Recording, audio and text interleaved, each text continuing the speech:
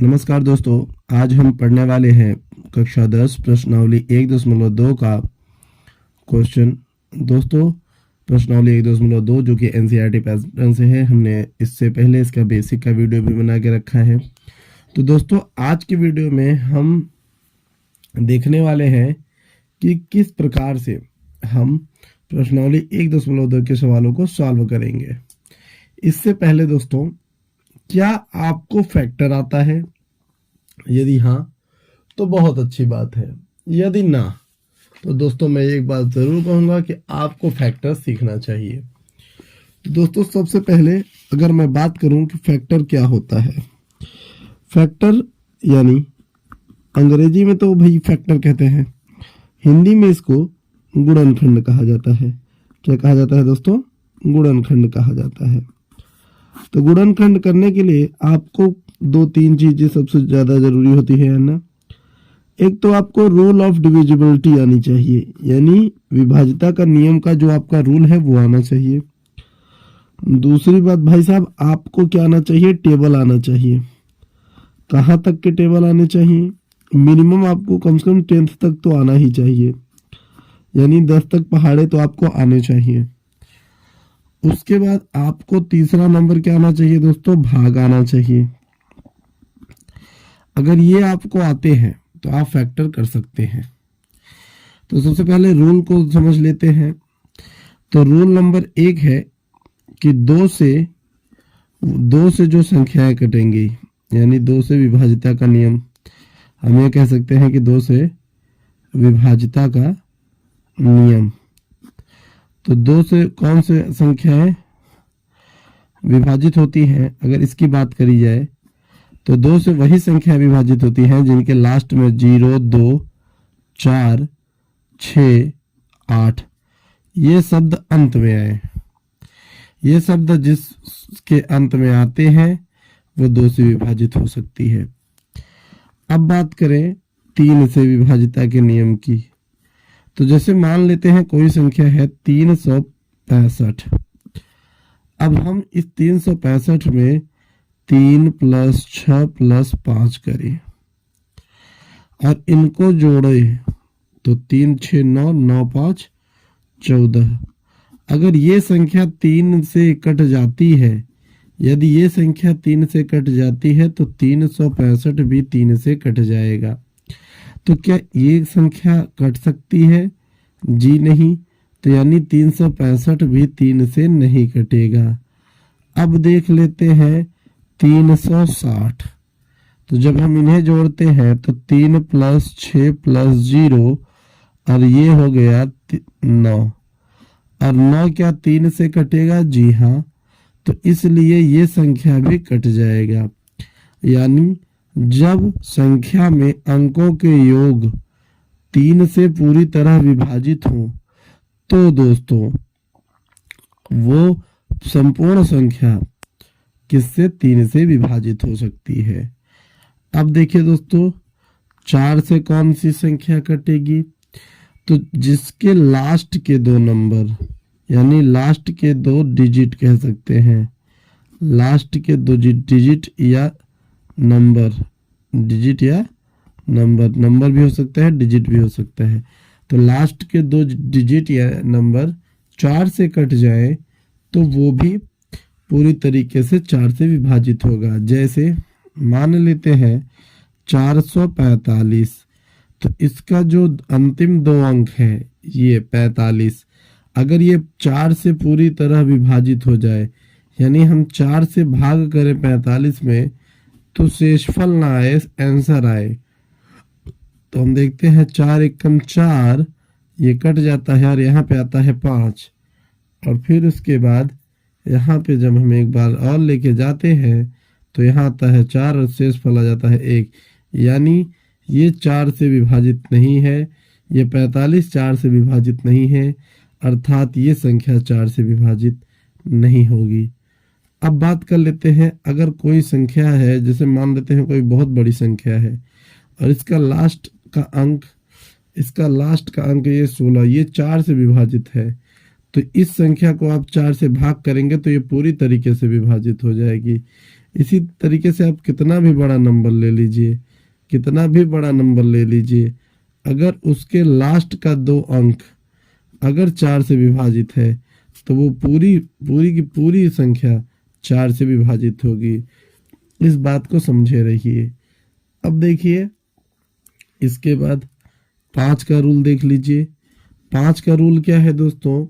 5 का रूल है कि जिसके लास्ट में 0,5 होता है, जिसके लास्ट में 0,5 होता है वह 5 से विभाजित हो सकता है। जैसे मान लेते हैं 10, तो 10 भाई 2 से भी कट सकता है, 5 से भी कट सकता है। ठीक, अब देखिए अगर कहीं पे 25 है तो वो तो आपको 5 से ही करना पड़ेगा। आया बात समझ में? इस तरीके से। तो चलिए दोस्तों देखते हैं कि 1-2 फैक्टर के सवाल। तो देखिए मान लेते हैं आपको दे दिया कि 625 का आपको फैक्टर करना है। तो 625 का फैक्टर करने के लिए आप इस तरीके से लिख लेंगे और यहाँ पे आप लिखेंगे 625। आप देखेंगे कि लास्ट में 0 2 4 6 8 है, नहीं, यानी ये 2 से नहीं कटेगा। फिर आप जोड़ लेंगे 6 2 8 5 13। 13 क्या 3 के पहाड़े में आता है? नहीं। अब लास्ट का अंक देख लीजिए दोस्तों कि 25 है, क्या ये 4 से कटेगा? नहीं। और लास्ट में आप देखते हैं कि 5 है, यानी ये 5 से कटेगा। जब हम 5 से भाग करेंगे भाई साहब यहाँ में, तो देखिए 5 1 का 5, यहाँ पे हासिल लेख है, इसके पास गया 5 दूनी 10 और 2 इसके पास गया 25, तो 5 25। फिर 5 से करेंगे दोस्तों, तो देखिए 5 दूनी 10, 2 बचा, इसके पास गया ये 25 और 5 25। फिर यहाँ पे देखिए फिर हम 5 से करेंगे तो 5 5 25 और फिर यहाँ पे हम 5 से करेंगे और यहाँ पर 1।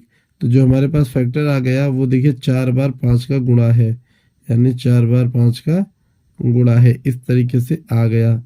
अब मान लेते हैं हमारे पास 82 है और 82 को कर रहे हैं, तो लास्ट में हमने 2 देखा, तो यानी ये 2 से कटेगा। तो 2 चौके 8 और ये हो गया 41। अब 41 एक अभाज्य संख्या है तो स्वयं से कटेगी, तो ये आ गया 1। अब 82 का जो होगा वो क्या होगा? 41 गुणते 2, तो ये इसका फैक्टर हो गया। इसी तरीके से बात कर लेते हैं 190 की। तो 190 है, अगर हम इसको भाग करेंगे 2 से, क्योंकि लास्ट में 0 है तो 0 है तो 2 से कटेगा। तो हम अगर करें तो यहाँ पे देखिए 2 9 18 हासिल लेख, तो यहाँ पे 95 आंसर हो जाता है।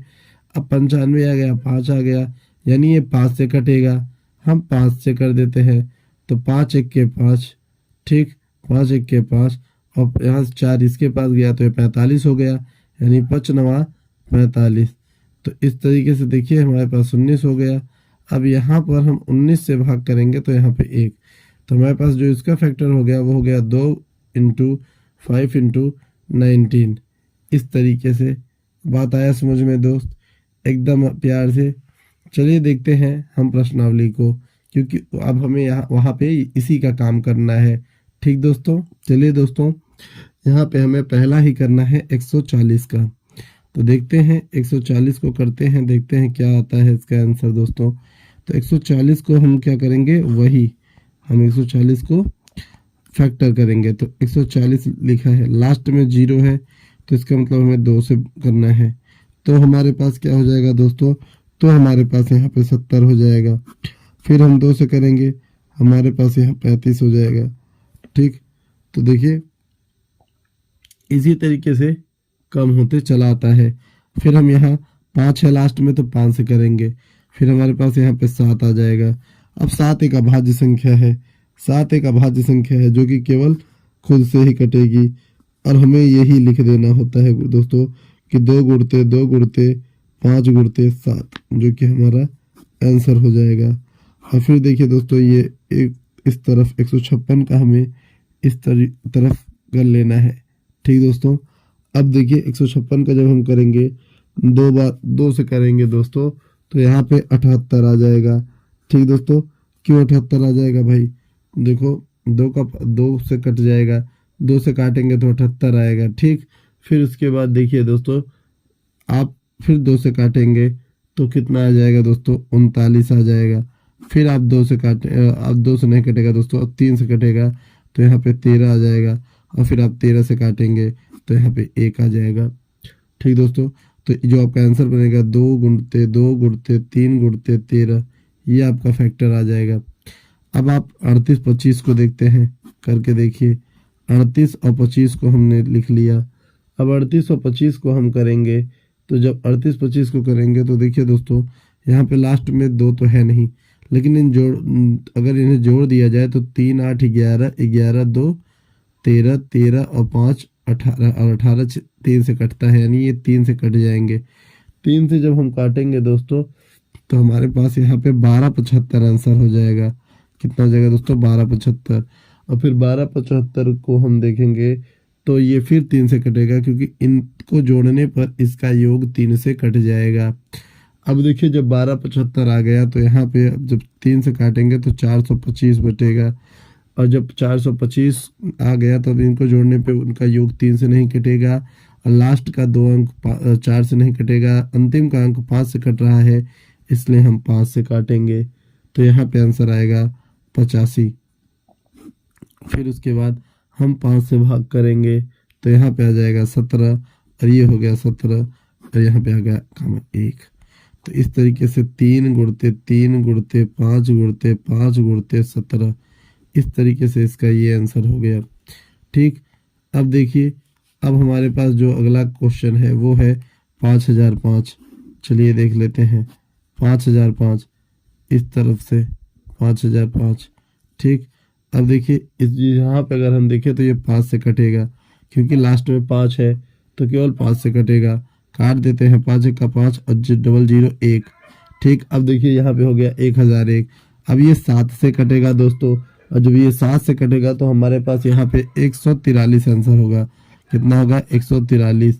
और फिर जब हम इसे 11 से काटेंगे तो हमारे पास यहाँ पर 13 होगा, और फिर जब हम 13 से काटेंगे तो हमारे पास यहाँ पे 1 होगा। यानी जब हम काटेंगे तो 5 गुणते 7 गुणते 11 गुणते 13, ये हमारे पास आंसर होगा।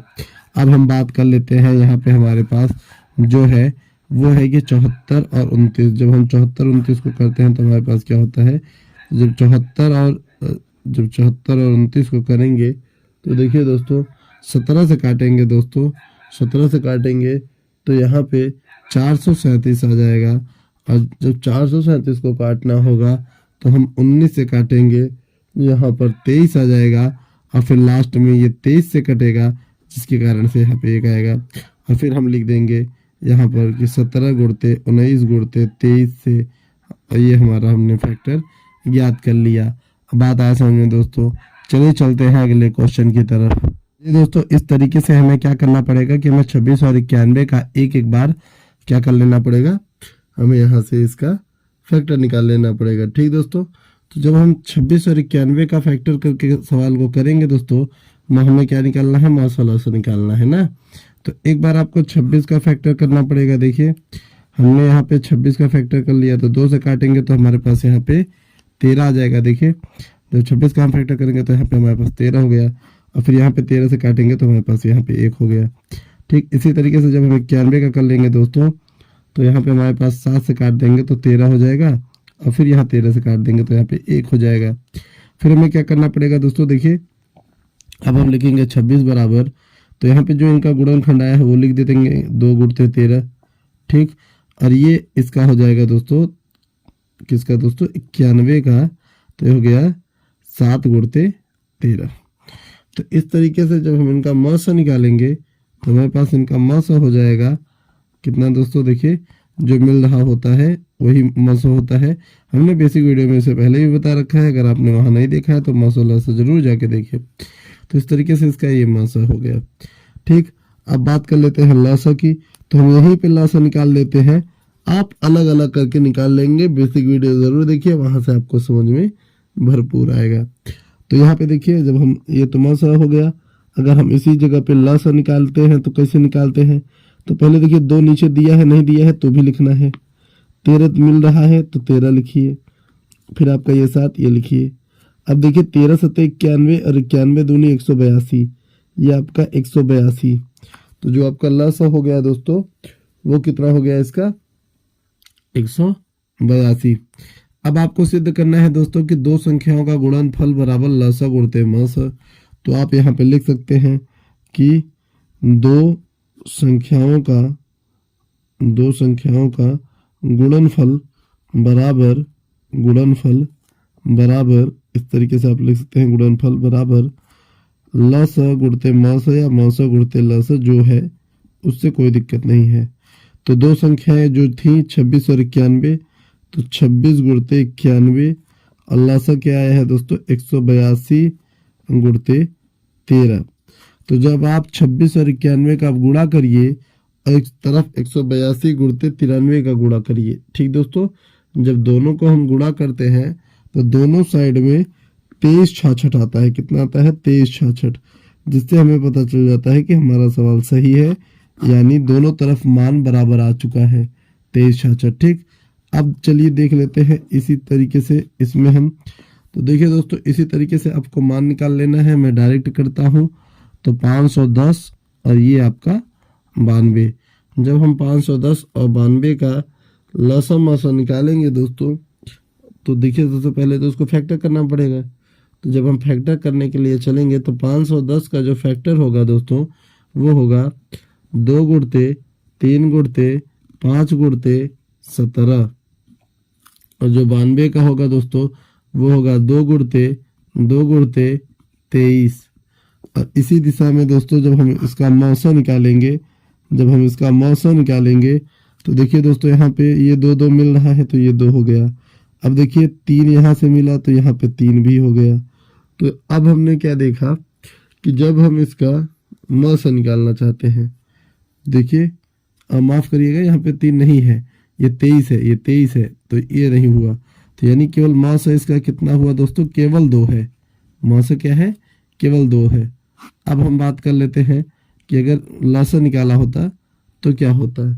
तो लसा अगर हम निकालते तो देखिए 2 है तो पहले 2 लिख लेते हैं, फिर 3 नहीं है फिर भी 3 को लिखा जाएगा, 5 है नहीं है फिर भी हमने लिख दिया, 17 है नहीं है फिर भी हमने लिख दिया। फिर देखिए दोस्तों अभी हमारा 1 2 और बचा हुआ है ना, ये वाला मिल गया और नीचे का 1 2 बचा है तो हमने इसे यहाँ लिख दिया। अब जब इनका गुणा करते हैं दोस्तों तो हमारे पास वैल्यू आ जाती है 23,460। 23,460 इसका आंसर हो गया। अब हम वही दो संख्याओं का गुणनफल बराबर लसा गुणते मसा करेंगे। तो यहाँ पे वही चीज़ हमें यहाँ पे फिर से लिख देनी पड़ेगी। और हम क्या करेंगे कि इधर कि 510 गुणते 92 बराबर 23,460 गुणते 2 कर देंगे। तो इस तरीके से 510 और 92 का जब हम गुणा करेंगे तो हो जाएगा दोस्तों 46,920। ठीक, और इधर भी सेम आ जाएगा 46,920। तो इस तरीके से हम जान लेंगे कि जब दोनों साइड बराबर है यानी हमारा वैल्यू सही है। ठीक, अब चलिए देखते हैं 336 और 54 का।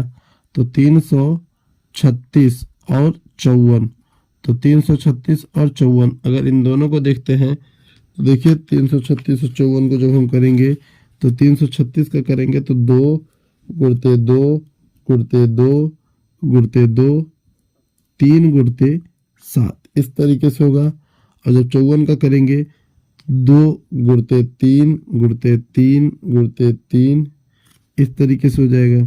ठीक, अब मौसा निकाल देते हैं हम। तो यहाँ पे जब इसका मौसा निकालेंगे दोस्तों तो जो मौसा आएगा इसका देखिए 2 2 मिल रहा है 2 आ गया और एक 3 मिल रहा है, यानी मौसा इसका क्या हो जाएगा 6 हो जाएगा। अब बात कर लेते हैं कि लसा का। अगर लसा का बात करें तो लसा कितना होगा दोस्तों इसके। अब देखिए तो देखिए सबसे पहले 2 तो मिल रहा है 2 लिख देते हैं, 2 मिल रहा है तो हमने क्या किया कि हमने 2 पहले लिख दिया।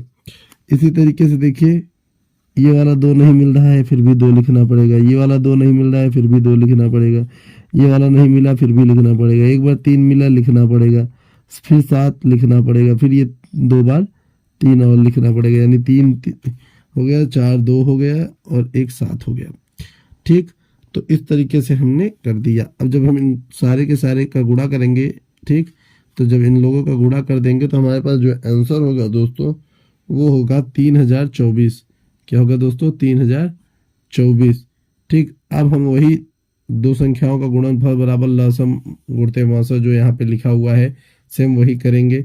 तो हम दोनों संख्याएं क्या है 336 गुणते 554, 336 गुणते 54। तो 336 गुणते 54 बराबर जो हमारा लस आया है 3024 गुणते और हमारा जो मस आया है 6। ठीक, इसका गुणा कर देंगे तो दोनों तरफ 18 144 18 144 आंसर हमारा हो जाएगा दोस्तों। तो ये हमारा सही हो जाएगा। याद रखिएगा यहाँ पे दो संख्याओं का गुणनफल बराबर ये वाला लाइन लिखना मत भूलिएगा और यहाँ पर भी इसी लाइन को लिखना, यहाँ से यहाँ तक लिखना मत भूलिएगा। ठीक, चलिए चलते हैं अगले क्वेश्चन की तरफ।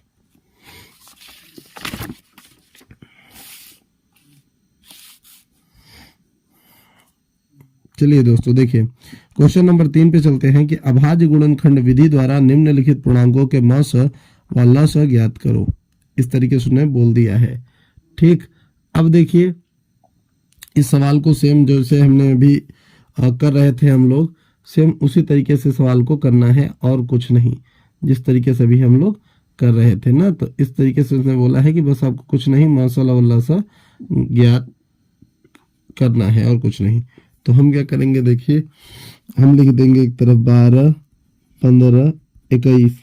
ठीक, उसके बाद 12 का करेंगे तो 2 गुणते 3, फिर इसका। ठीक, तो यहाँ पे हमारे पास 3 मिल रहा है तो म से 3 हो जाएगा और इसके अलावा हम यहाँ पे ल से एक और निकाल देंगे कि 5 हो जाएगा। ठीक, एक और निकाल देंगे जो कि हमारा 5 हो जाएगा। इस तरीके से जब हम इनको गुणा करेंगे तो हमारे पास जो वैल्यू आएगी दोस्तों, जो हमारे पास वैल्यू आएगी वो आएगी 420, क्योंकि देखिए 2 दूनी 4 4 3 12 और 12 से 84 और 84 पंचे 4 से 20। तो इस तरीके से हमारे पास ये आंसर हो गया। अब 17 का निकाल लेते हैं, 23 का निकाल लेते हैं और 29 का निकाल लेते हैं, ये भी कर लेते हैं। तो जब 17 और 23 और 29 का निकालेंगे हम लोग तो ये सब कुछ अपने से कटेंगे। इस वजह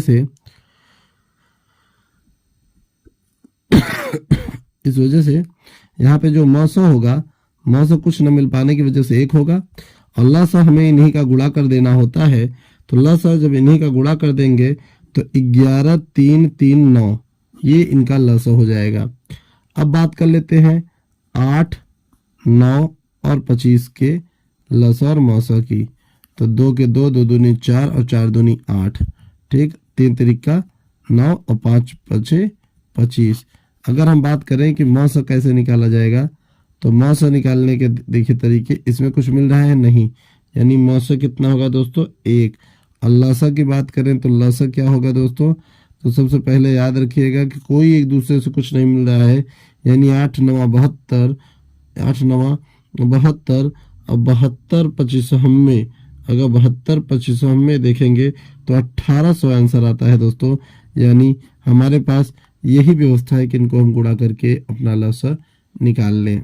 ठीक दोस्तों, चलिए देखते हैं अगला क्वेश्चन दिया है मौसा 306 और 657 का 9 दिया है, लसा हमें ज्ञात करना है। यानी मौसा दिया है, संख्याएं दी हैं और हमें लसा ज्ञात करना है। तो इससे पहले हमने देखा कि दो संख्याओं का, हम ये लिख सकते हैं कि दो संख्याओं का गुणनफल, दो संख्याओं का गुणनफल बराबर लसा गुणते मसा। ठीक, और हमें क्या बोला है लसा निकालने के लिए, तो मसा को हम इधर लेके चले जाएंगे। जब मसा को हम इधर लेके चले जाएंगे तो मसा तो इसके नीचे आ जाएगा। तो हमने एक नया सूत्र प्राप्त कर दिया कि लसा बराबर दो संख्याओं का गुणनफल बराबर क्या दोस्तों मसा। तो देखिए दो संख्याओं का गुणनफल यानी 306 गुणते 657 और ये इनका जो आपका मौसा आया है वो 9 हमने यहाँ रख दिया। जब हम इसको हल कर लेंगे तो हमारे पास लसा की व्यवस्था क्या हो जाएगी दोस्तों 22 3 3 8। अब इसको हल कैसे करना है दोस्तों, तो आप 3 से इसको काट दीजिएगा, 3 से इसको काट दीजिएगा, उसके बाद जो आएगा उससे गुणा कर दीजिएगा, आपके पास यही आंसर आ जाएगा। ठीक दोस्त, चलिए चलते हैं आगे। अब देखते हैं, जांच करें कि क्या किसी प्राकृतिक संख्या n के लिए संख्या 6n अंक 0 पर समाप्त होगी। यानी बोल रहा है कि क्या कभी ऐसा हो सकता है कि किसी भी संख्या n के लिए अंक 0 पर समाप्त होगा, कैसा हो सकता है? तो पहली चीज तो आपको मैं ये बता दूं कि भाई साहब ऐसा तो हो ही नहीं सकता, ऐसा संभव ही नहीं है, क्योंकि जो 6n शून्य के साथ समाप्त तब होगी जब ये 5 से विभाज्य होगी, लेकिन ऐसा हो ही नहीं सकता। ठीक, जैसे मान लेते हैं कि अगर हम ये कहें कि 5 का गुणा 4 बार करना है या किसी प्रकार से हमें 0 लाना है, तो अगर आप 6 का कोई भी मान, अगर आपका 6 का कोई भी मान अगर 6 बराबर 1 रखेंगे तो ये 6 ही हो जाएगा। ठीक, 6 बराबर 2 रखेंगे तो 36 हो जाएगा।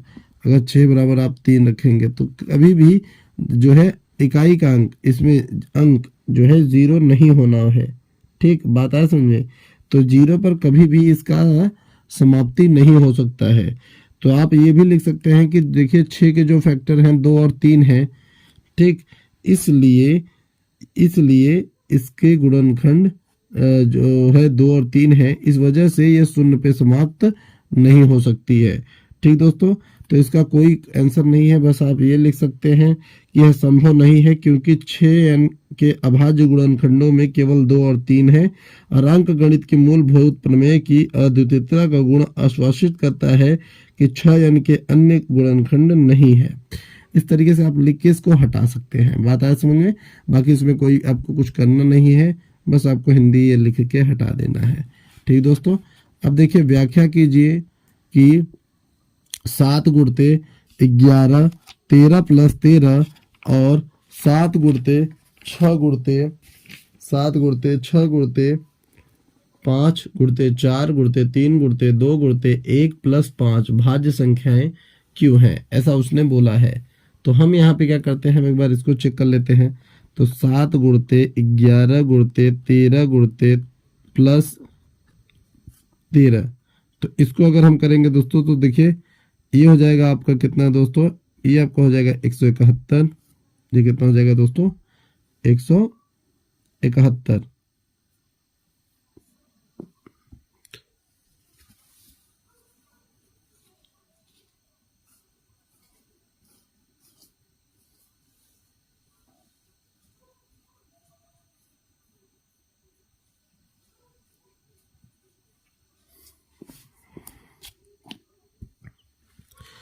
तो इसको जब हम हल करेंगे तो जब हम इसको हल करेंगे दोस्तों तो ये हो जाएगा 77 गुणते 13, 77 गुणते 13 प्लस 13, और जब 77 का गुणा हम 13 के साथ करेंगे दोस्तों तो ये हो जाएगा 1001।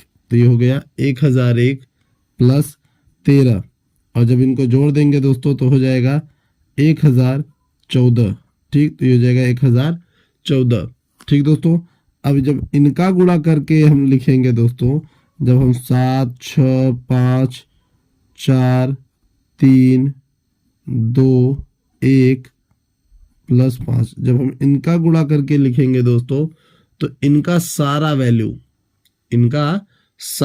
कितना आएगा दोस्तों, ये आ जाएगा आपका 5045 प्लस 5, यानी गुणा करेंगे तो 5045 आ जाता 40 आ जाता है, माफ करिए 4040 आ जाता 5040 आ जाता है, और जोड़ देने पर 5045 आ जाएगा। अब हम देखते हैं दोस्तों कि जो 5045 है, अगर हम इसका फैक्टर करें, अगर 5045 का फैक्टर किया जाए तो 5045 का जो फैक्टर आएगा दोस्तों वो आएगा 1009 गुणते या 5 गुणते 1009, इस तरीके से। अब देखिए उसने पूछा है कि ये भाज्य क्यों है।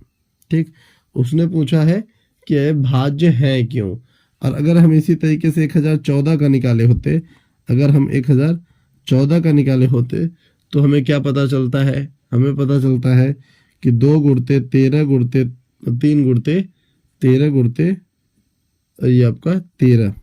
ठीक, तो 2 गुणते 3 गुणते हमने जाना किस तरीके से हमारे पास आ जाता।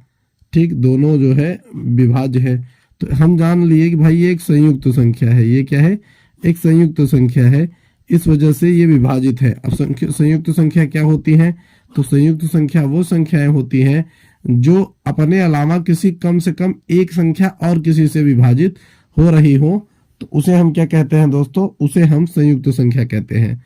आया बात समझ में इतना? दोस्तों इतना बात समझ में आया। अब लास्ट का क्वेश्चन देख लेते हैं दोस्तों, जो कि हमारा लास्ट का क्वेश्चन है। तो लास्ट का क्वेश्चन है कि किसी खेल के मैदान के चारों ओर एक वृत्ताकार पथ है।